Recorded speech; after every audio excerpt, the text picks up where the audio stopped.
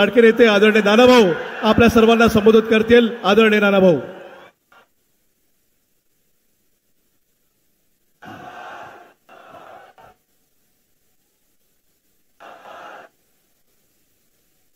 राहुल गांधी, राहुल गांधी.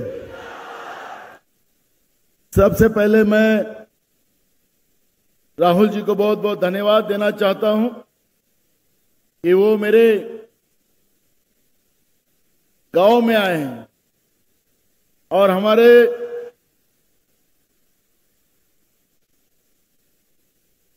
हमारे इस क्षेत्र में आकर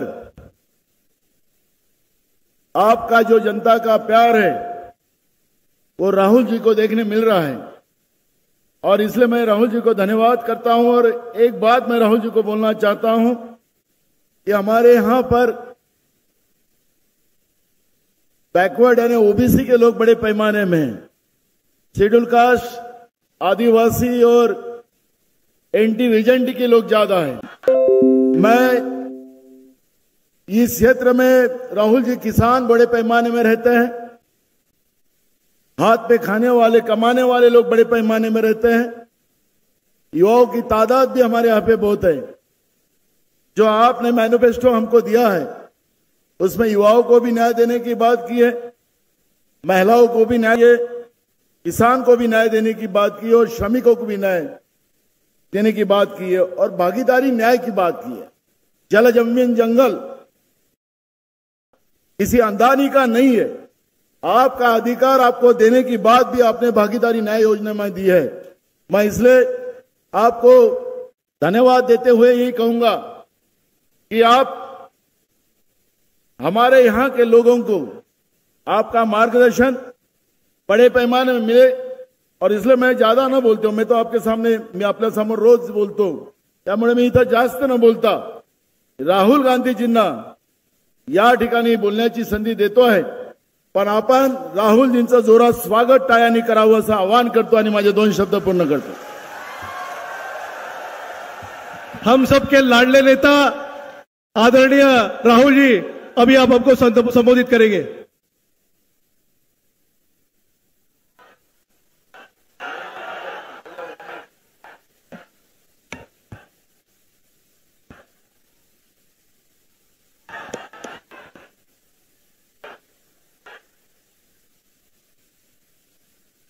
नाना पटोले जी, बाला साहब थोराट जी, विजय वडेट्टीवार जी, जयंत पाटिल जी, चंद्रकांत हंडो, मानिकराव ठाकरे जी, रवि वडाई जी, विदर्भा के हमारे कैंडिडेट्स प्रशांत पडोले जी, नामदेव किरसन जी, विकास ठाकरे जी, प्रतिभा धनोरकर जी, श्याम बारवे जी, स्टेज पे इंडिया अलायंस के सब नेता, पार्टी के और अलायंस के प्यारे कार्यकर्ता, भाइयों और बहनों, प्रेस के हमारे मित्रों, भैया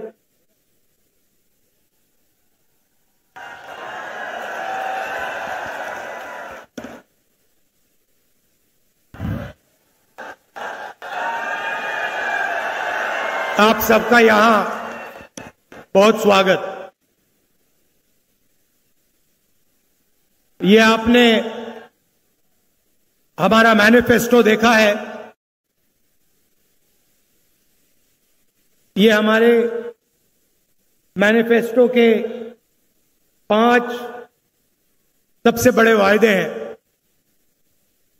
और अगर आप देखेंगे बहुत सोच समझ के हमने ये मैनिफेस्टो बनाया है.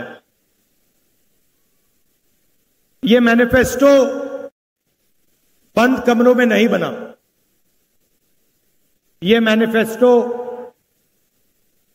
हजारों लोगों से बातचीत करके, किसानों से मिलकर, मजदूरों से मिलकर,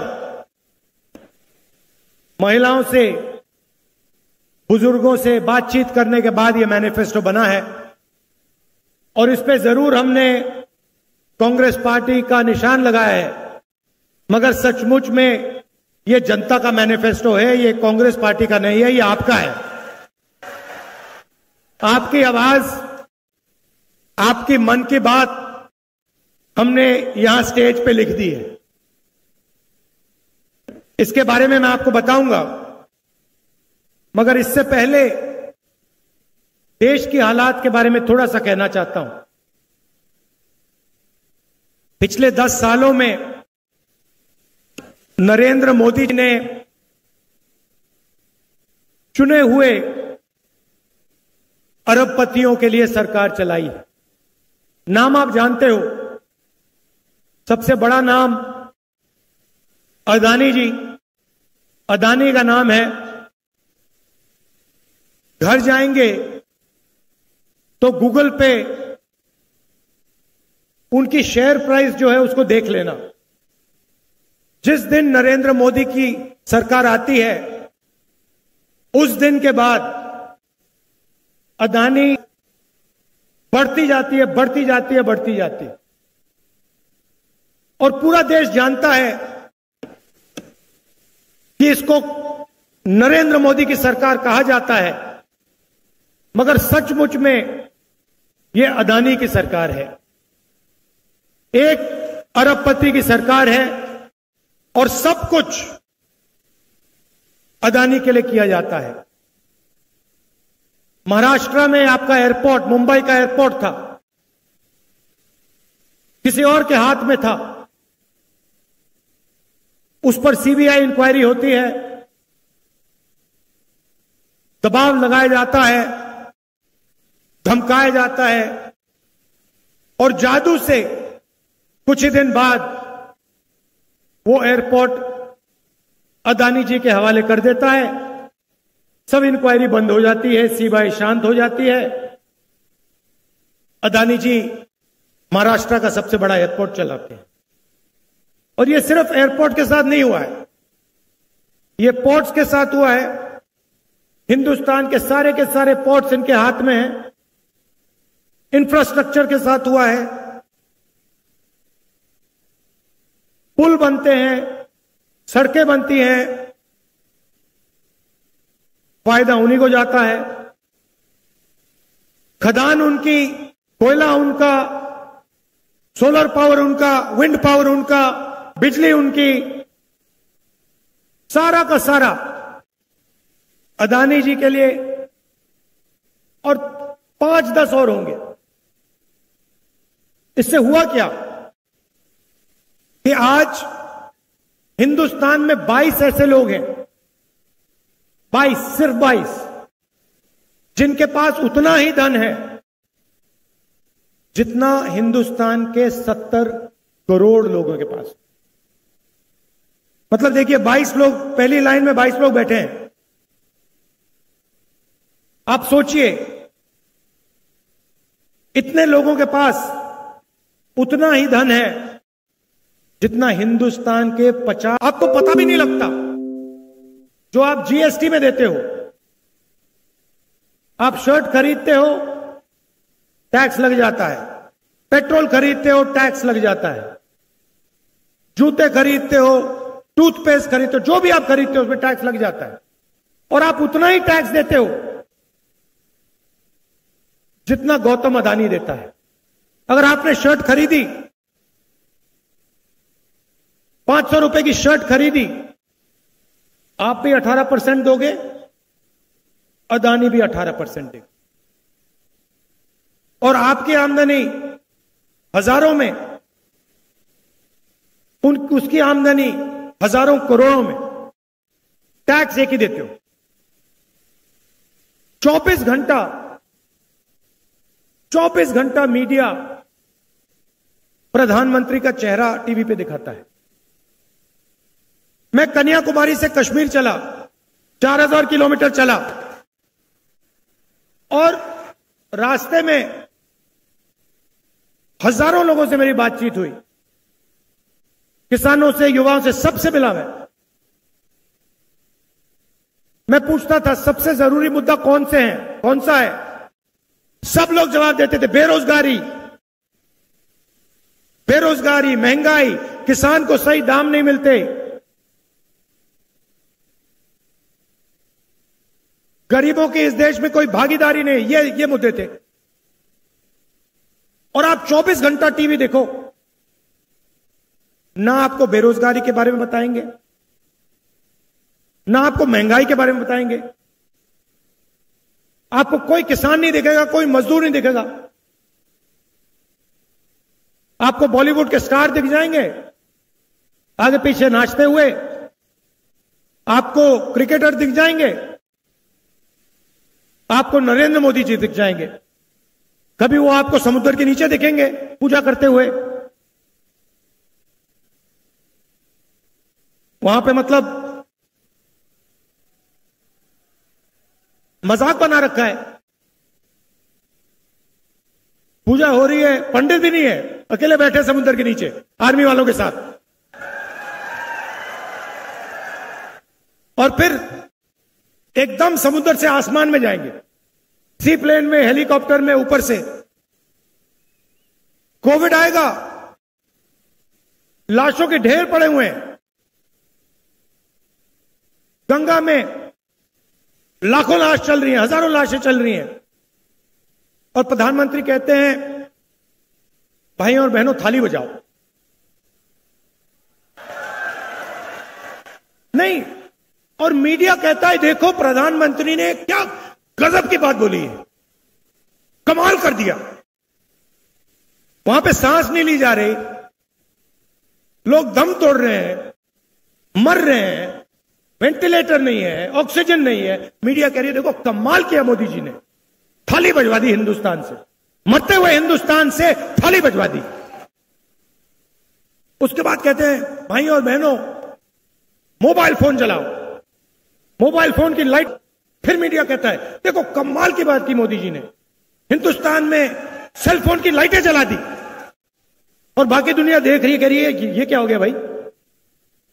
और कोई प्रधानमंत्री थाली नहीं बजवा रहा था, वो बचा रहे थे लोगों को, जान बचाने में लगे थे। तो मजाक सा बना रखा है, कभी कुछ बोलेंगे, कभी कुछ और बोलेंगे, बस आपका ध्यान भटकाने का काम करते हैं। आप उनका भाषण सुनो, ध्यान से सुनो, उनका काम आपके ध्यान को इधर उधर ले जाने का है। अदानी जी का काम आपका धन आपके जेब में से निकालने का है। नरेंद्र मोदी जी कहते हैं मैं ओबीसी हूं, ठीक है आप ओबीसी हैं, तो ओबीसी के सामने, पिछड़े वर्ग के सामने एक सबसे बड़ा सवाल है। इस देश में पिछड़े वर्ग के कितने लोग हैं? कोई कहता है 50% है, कोई कहता है 55% है, कोई जानता ही नहीं है। मगर मैं आपको एक बात कह सकता हूं, जितनी आपकी आबादी है उतनी आपकी भागीदारी इस देश में है ही नहीं। यह मैं गारंटी कह के कह सकता हूं। जितनी आबादी आदिवासी की है उतनी भागीदारी आपकी नहीं है। जितने इस देश में दलित हैं उनकी भागीदारी नहीं है। मीडिया की लिस्ट निकालो,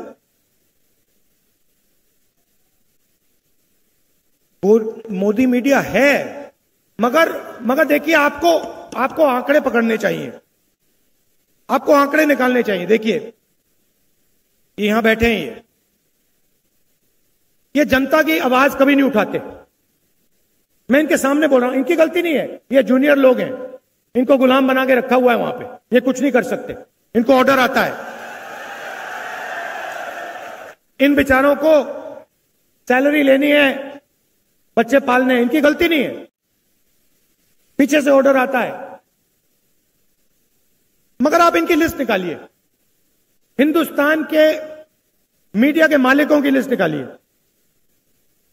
इनकी सीनियर मैनेजमेंट की लिस्ट निकालिए, बड़े बड़े जो इनके एंकर्स हैं, जो 24 घंटा टीवी पे आते हैं, टिप्पणी करते हैं, ज्ञान देते हैं देश को, उनकी लिस्ट निकालिए। मैंने निकाली है।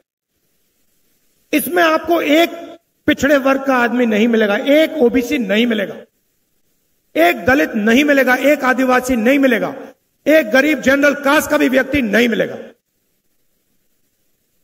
इसलिए ये आपकी बात नहीं करते। क्यों करें? ये आपके हैं ही नहीं। इनको छोड़िए। हिंदुस्तान की 200 सबसे बड़ी कंपनियों की लिस्ट निकालिए, उनके मालिकों की लिस्ट निकालिए। 100% आपकी आबादी, और हिंदुस्तान की 200 सबसे बड़ी कंपनियों में आपका एक आदमी नहीं, मीडिया में आपका एक आदमी नहीं, प्राइवेट अस्पताल के मालिक की लिस्ट निकाली, उधर आपका कोई नहीं, सबसे बड़े कॉलेज यूनिवर्सिटी इनकी लिस्ट निकाले, उधर आपको नहीं मिलेगा। अब आप कहोगे भैया ये तो हमारा काम नहीं है, तो फिर ठीक है, हिंदुस्तान की सरकार को 90 अफसर चलाते हैं, बजट बढ़ता है, महाराष्ट्र को पैसा आता है, तमिलनाडु को पैसा जाता है, सड़कों में लगाया जाता है, डिफेंस में जाता है, बजट को 90 लोग बांटते हैं, 90 आईएएस अफसर हैं, लाखों करोड़ रुपए वो बांटते हैं, डिसाइड करते हैं कहां जाएगा, आपके बच्चों की शिक्षा में कितना जाएगा। 90 नाम में से एक नाम दलित है, एक नाम आदिवासी है, 3 नाम ओबीसी है। आपकी आबादी 50% और 90 में से 3, और वो भी छोटे छोटे डिपार्टमेंट में पीछे कहीं बैठे हुए हैं, बड़े डिपार्टमेंट में कोई नहीं है। और अगर हिंदुस्तान की सरकार 100 रुपए खर्च करती है तो दलित, ओबीसी, आदिवासी अफसर 6 रुपए 10 पैसे का निर्णय लेते हैं। आपकी आबादी कहां 90%, भागीदारी 100 रुपए में से 6 रुपए 10 पैसे। और फिर प्रधानमंत्री कहते हैं मैं ओबीसी हूं। कैसे ओबीसी हो आप? पिछड़ों का आपने क्या किया? ओबीसी के लिए क्या किया आपने, यह बता दो मुझे। कौन सी योजना आप लाए हिंदुस्तान के किसानों के लिए, वो ओबीसी हैं? गरीबों के लिए कौन सी योजना लाए? जो छोटा व्यापार चलाते हैं उनके लिए कौन सी योजना लाए, मुझे बता दो। एक योजना नहीं लाए आप। आदिवासी अफसर 100 रुपए में से 10 पैसे का निर्णय लेता है, दलित 100 रुपए में से 1 रुपए का निर्णय, पिछड़े वर्ग ओबीसी 100 रुपए में से 5 रुपए का निर्णय लेते हैं। अब आप कहोगे राहुल गांधी ने बात तो बता दी, मगर सॉल्यूशन क्या है, इसको ठीक कैसे किया जाए? मैं बताता हूं। जाति जनगणना,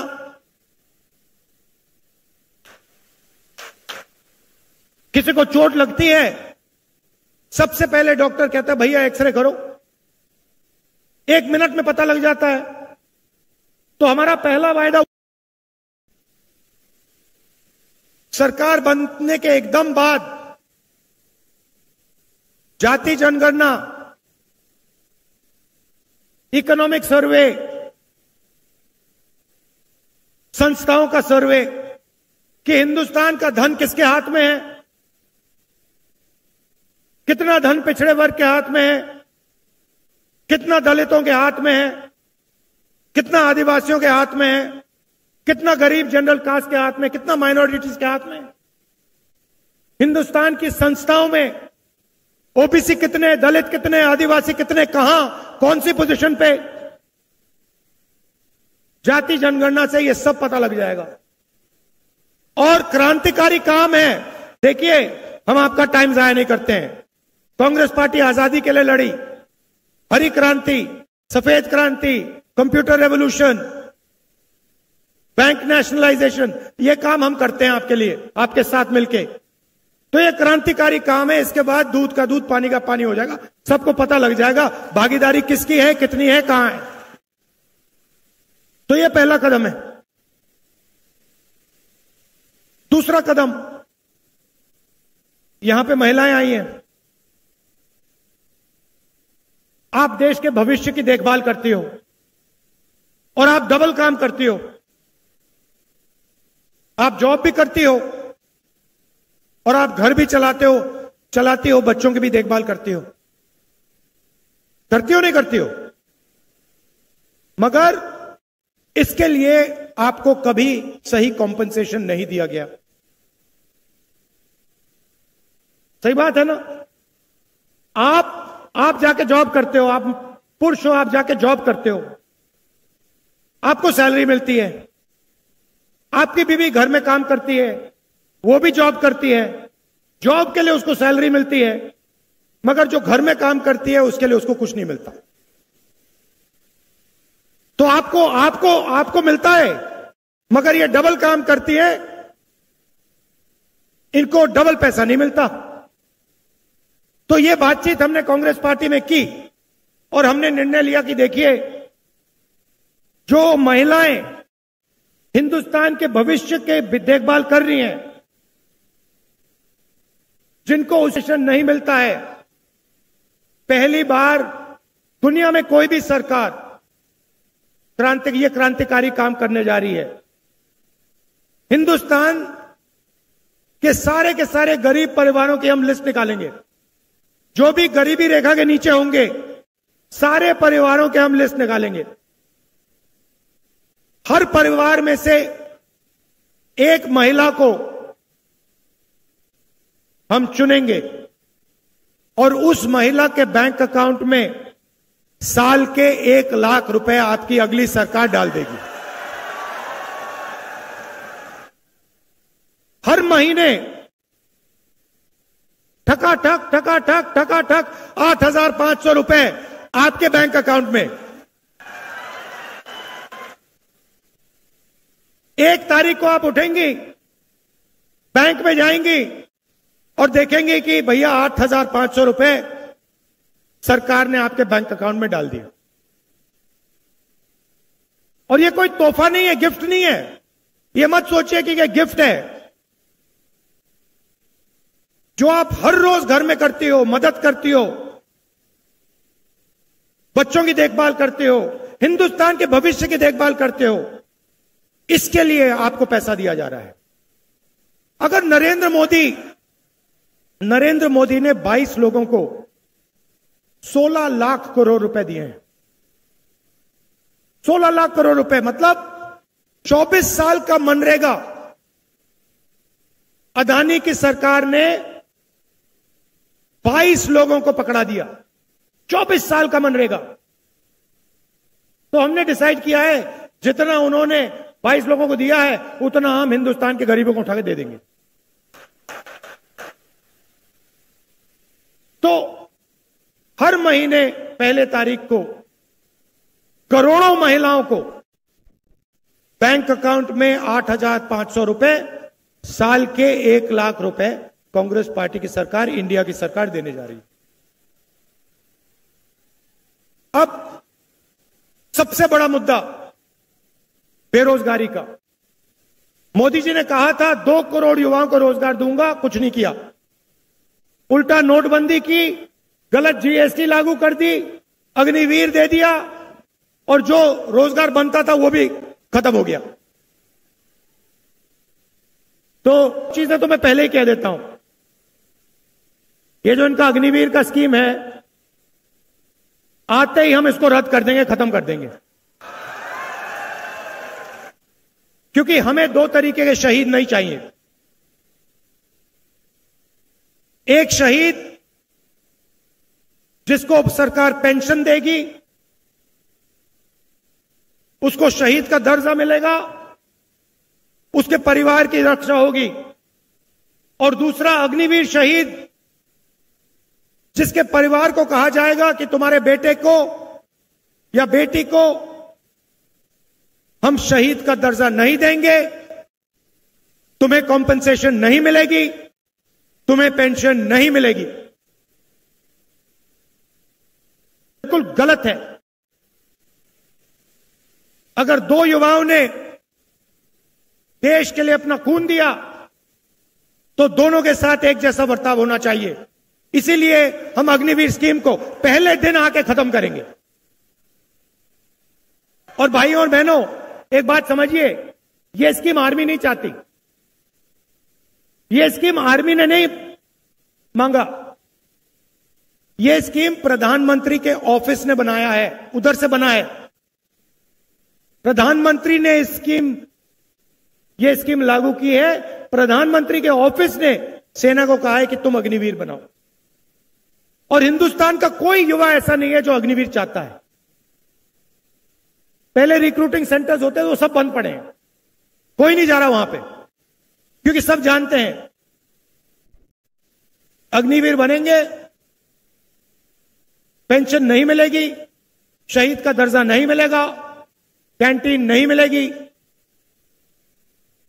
तो सबसे पहले इसको रद्द करेंगे।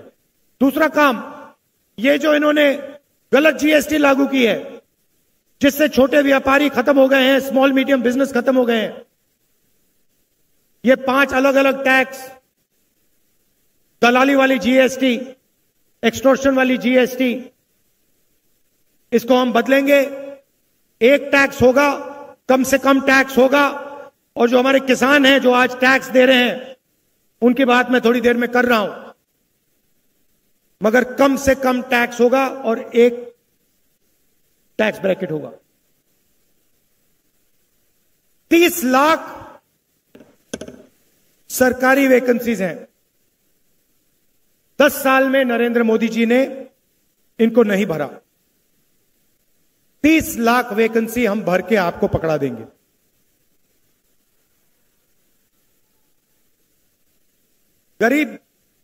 गरीब घर के बेटे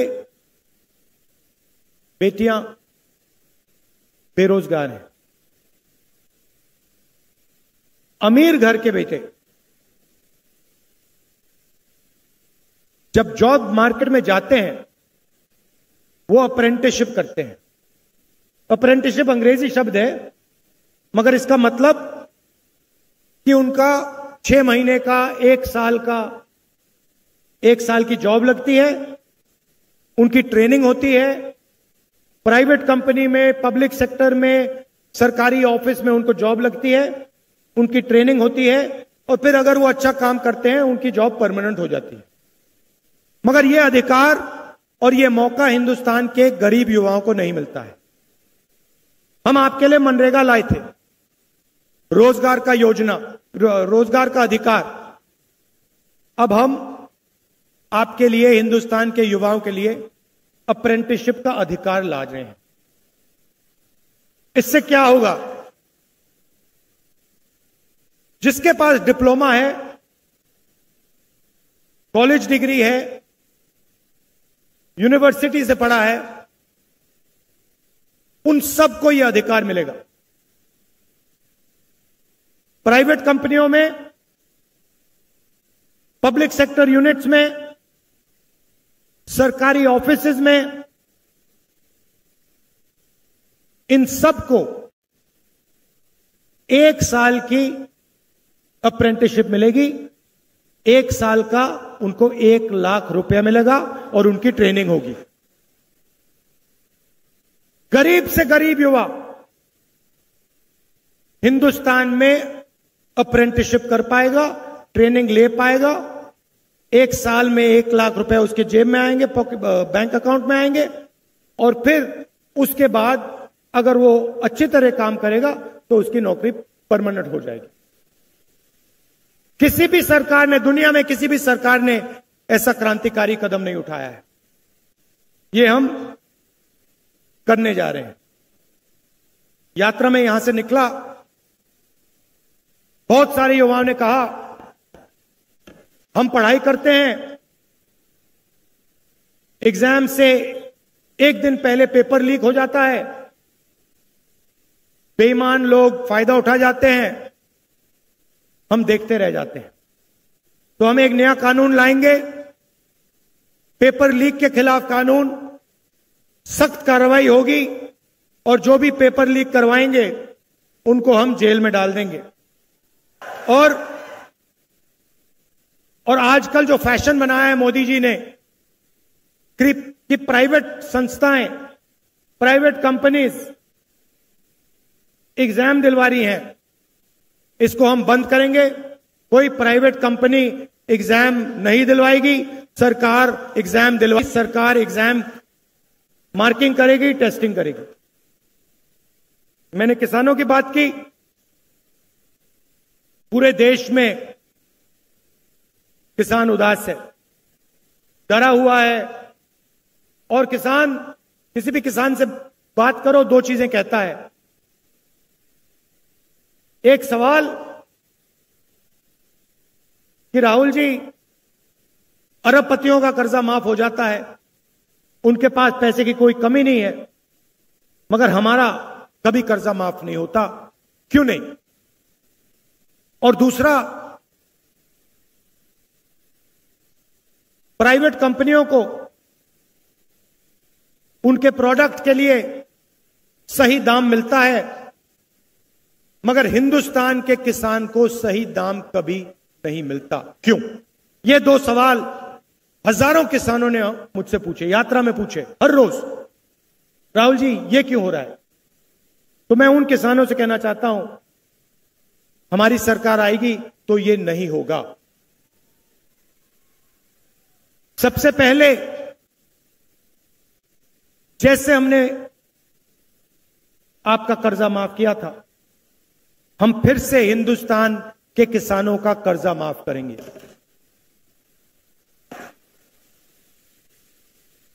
और जो उनकी सबसे बड़ी डिमांड है, हिंदुस्तान का हर किसान कह रहा है कि हमें कानूनी एमएसपी चाहिए, हिंदुस्तान के किसानों के लिए करने जा रहे हैं। पहली बार हिंदुस्तान में कानूनी मिनिमम सपोर्ट प्राइस हमारी सरकार हिंदुस्तान के किसानों को देने जा रही है। ये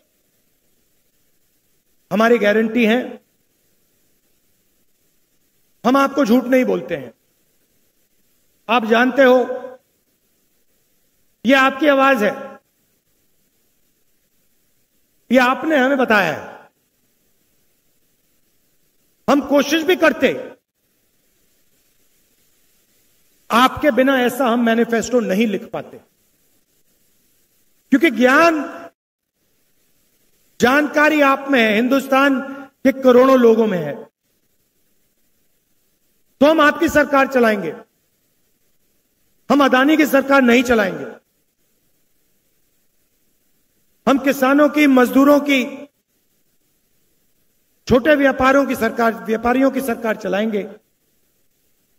हमारी कोशिश हिंदुस्तान के युवाओं को रोजगार देने की होगी, किसानों की रक्षा करने की होगी। हमारा चेहरा आपको टीवी पे नहीं दिखेगा, क्योंकि टीवी आपका है ही नहीं, टीवी अदानी का है, टीवी उन्हीं 22 लोगों का है। उधर आप मोदी जी का चेहरा देख सकते हो। ये टीवी वाले, ये जो हमारी क्रांतिकारी गारंटियां हैं, ये कभी नहीं दिखाएंगे। धर्म की बात करेंगे 24 घंटा, मगर जब राम मंदिर के इनॉग्रेशन में आदिवासी राष्ट्रपति को अंदर नहीं जाने दिया, तो मीडिया ने एक शब्द नहीं बोला, एक शब्द नहीं बोला, चुप थे। देश के राष्ट्रपति को, देश की राष्ट्रपति को राम मंदिर के इनॉग्रेशन में नहीं आने दिया, क्यों? क्योंकि वो आदिवासी है। मगर मीडिया ने एक शब्द नहीं बोला, चुप थे बिल्कुल। मैं देख रहा था, वहां पे अदानी बैठे थे, अंबानी बैठे थे, सब बैठे थे, लाइन लगी हुई थी। बॉलीवुड के सारे स्टार बैठे थे, क्रिकेटर बैठे थे, मगर वहां एक पिछड़ा नहीं था, एक दलित नहीं था, एक आदिवासी नहीं था। यह सच्चाई है।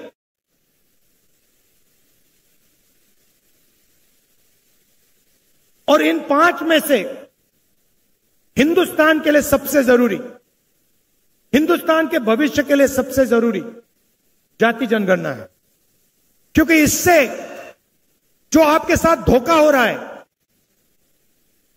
जो आपको झूठ बोला जा रहा है, वो सबके सामने आ जाएगा। प्रधानमंत्री कहते हैं कि ओबीसी की सरकार है, गरीबों की सरकार है। नहीं, गरीबों में नहीं है, ओबीसी की नहीं है, दलितों की नहीं है, आदिवासियों की नहीं है, गरीब जनरल कास्ट की नहीं है, लोगों की है। हमारी सरकार ये 5 काम आपके लिए करके, गारंटी करके मैं यहां कह रहा हूं, ये हम आपके लिए करके दिखा देंगे। आप सब आए, इसके लिए आप सबको दिल से धन्यवाद। नमस्कार, जय हिंद।